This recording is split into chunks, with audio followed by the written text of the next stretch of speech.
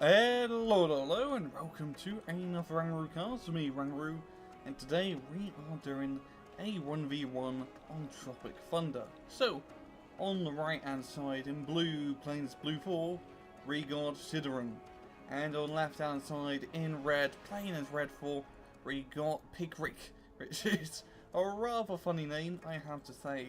Very creative, right? Yeah, it's like a pick a version of Mr. John Rick. So as usual, we'll speed things up and get things going. And it seems like PickWick is playing an Eastern Bloc deck, what a surprise, while Cideron is playing a Commonwealth deck.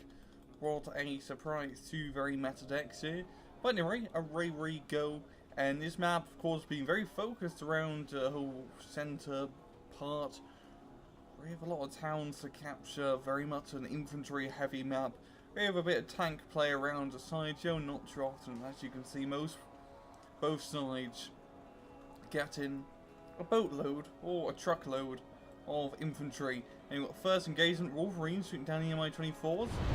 As you've got some Aslabs trying to get into Foxtrot, but the special crawler already there. Here's some FJB-40 support. As PickWick rushes into Echo, really pull this force. And Cideron get a few guys in Echo. Nothing really too crazy. Cideron being a bit more passive in this assault. I mean, he's just holding down the centre. And he's trying to cross into Foxtrot. And he's making some good progress. The Commandos slowly but surely making their way through. PickWick is making quite a lot of progress. Gonna go right into the enemy sector. Gonna be trying cutting them off here with the submarine Maltusians and a lot of Maltusians. Yeah, it's gonna be a rather tough nut to crack, a pain in the ass to deal with. And you've already got some Highlanders and Commandos getting into Foxtrot. Gonna be holding the area. And the Commandos are getting kicked out of Echo. A little bit outgunned those APCs, completely stunning them up. And that's a very good aggressive play from PickWick, getting right into Echo.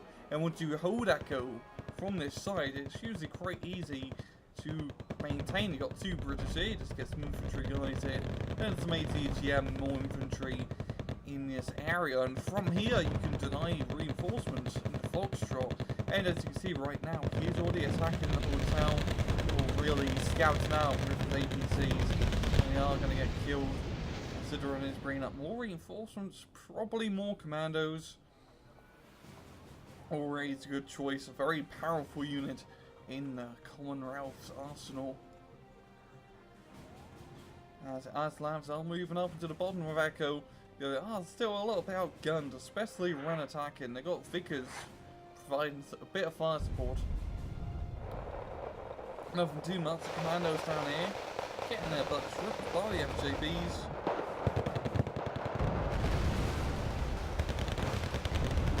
The Commandos are more shootings. Let's see, putting up quite a heck of a fight here. Other motos do just outnumber them, and they are elite. I do believe Mr. PickWick looks like he's playing a mechanized deck. Yeah, definitely looks mechanized.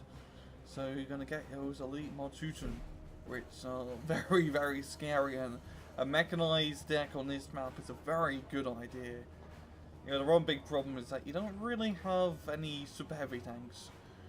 So a Charlie 2 will be a pain in the ass to deal with. I'm thinking Cideron's best bet is probably try and go around the flanks, maybe hit up into Charlie, get a bit of tank play in there. Because attacking into the middle now is just going to be a pain from Echo. You're going to have to either go for his choke point or for his nasty two bridges, and he really can't get into Foxtrot until he captures the bottom hand side of Echo here. And he's already got a few forces, a little bit. Some Wolverines, some Fusiliers, some Vickers Mark 11s. Getting into his forest. You got some T-72 and an ASU-85 reinforcements being brought out to try and deal with his force. And honestly, that should be enough to stop anything from moving out of his forest.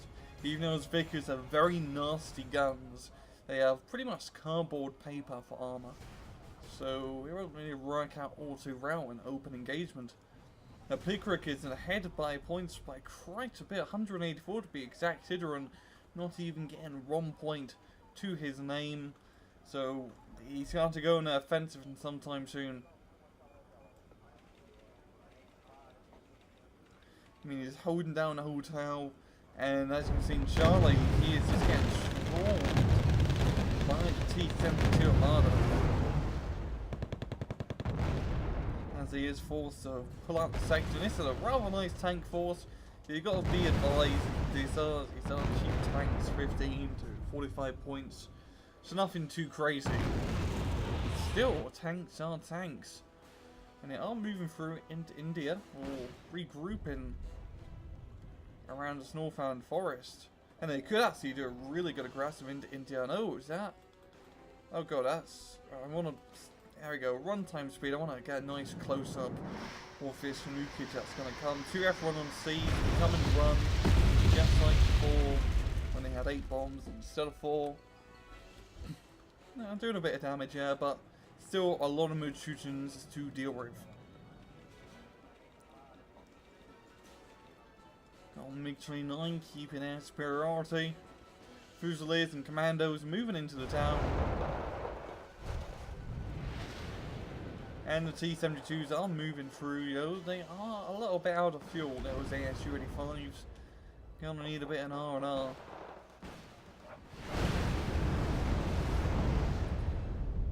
And Cideron is actually making quite a nice amount of progress into Echo. We're getting his Fusiliers and commandos going and getting them on shootings.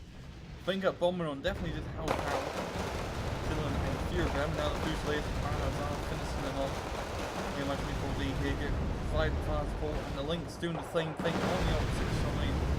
Those snap rockets are absolutely scouring the T-72s. Moving across here at Milan to get shot after shot, and the Arix as well. The Arix is definitely going to help. There we go, sniping all of them.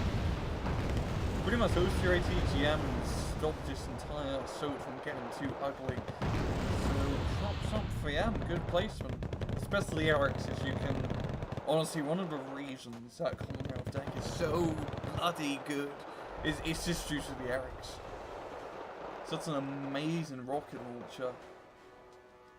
Because as you can see, when a tank push happens and you have it in the right spot, it does wonders. And yes, it has pretty awful range. But if you can position it right, so the range works to its advantage around corners and flanks, it kills. It absolutely kills. I love using Arixes.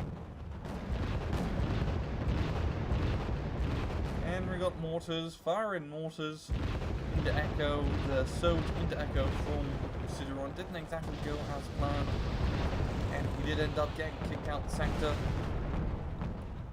And we got more infantry reinforcements. PickWick is his main name of the game here is just infantry, and a lot of it. It's exactly what he needs to do. Just hold on to the areas he has, let the time run out. He's got a huge point advantage, and that's a lot of bombs right here. A lot of pew-pew. And it's like CV and Foxtrot. And dropping clusters as well, over mainly an infantry sector, which is pretty useless. I mean, probably not going to be any tanks here. But I think as this one big strike, bugger it or nothing. And now he is following up with an assault with some Fusiliers and commandos. Commandos will build those more shootings, but the MI-24Ds here sniping the outside, so the commandos do jump out just in time. The MI-24Ds firing in the rockets, but the commandos are going to be able to get into the town before they even take a rocket hit. AA providing good support. There's Javelin sniping an MI-24D. And you only have FJB-40s in the special Corsair, and FJB-40s are still decent. It's not as good as their MXTR counterparts. So he just, yeah, there we go. He's getting the CV into Foxtrot under the cover of smoke. Very smart move here. Yo, he needs infantry in here more than a CV right now.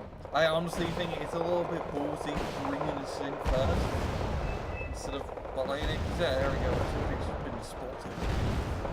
I sort of maybe just kept it in the smoke. It's still a rather obvious location. You just hit an area in the smoke and you already got a good chance. of hitting standard unit. Yo, Cideron has gained that very needed plus run, and he's going to need a lot more plus runs if he wants to catch up to Mr. PickWick. Mando's going at it, holding their ground against quite a superior force. The FJB's just getting right in there, not giving a crap. And yeah, the FJB's proved to be a rather tough customer. Seems to be trying to do a siege run, but there's nothing to siege. I mean, the only AA I've seen from Cideron is ADATs and Wolverines, which ain't exactly radar. And I'm amazed Iltest hasn't got sniped yet. Javelin moving up, trying to get the Mi-24D, MiG-29 dropping in there. Yo, it does lose sight of the CV, pulling it back in a very smart move, and managing to kill the late bomber. And this just does not look good for Cideron. PickWick just has such a huge point advantage. I mean, we got some SAS in here now, but it's just not enough. More Chuchens, man, more Chuchens.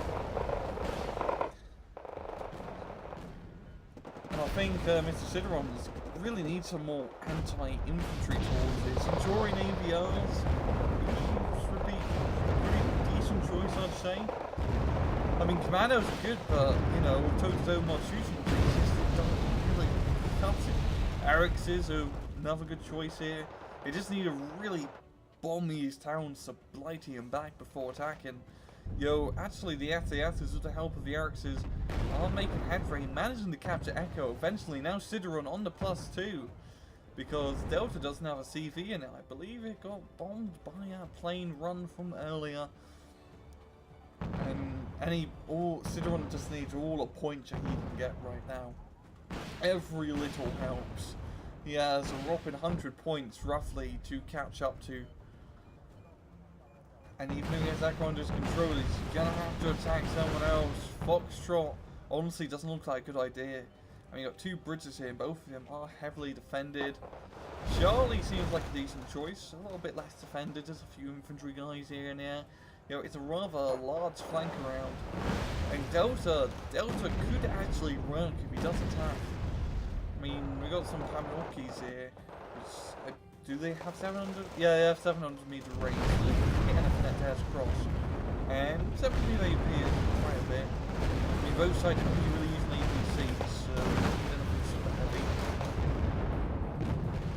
And we've got Lingtag 87 doing a crazy bombing run or strafing run into Charlie. Taking a lot of hits. Bison's charging in there, Highlanders jumping out. They are gonna be assaulting that factory.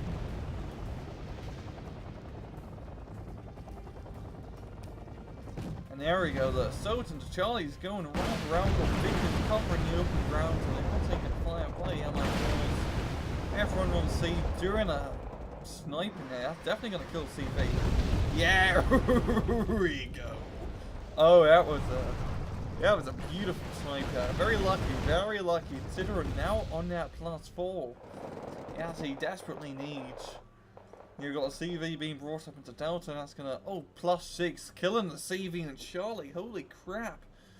He actually has a chance, he really has a good chance of winning this now.